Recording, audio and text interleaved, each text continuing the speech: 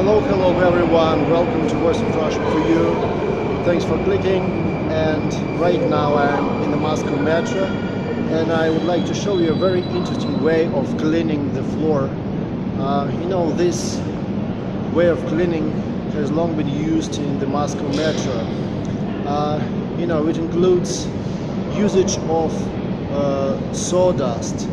So wet sawdust is spilled all over the floor, and after that a cleaner brooms it. As I figure it, this sawdust has to absorb the dirt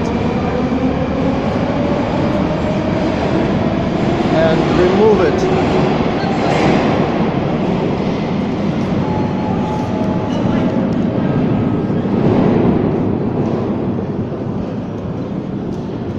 So here is the cleaner cleaning the staircase.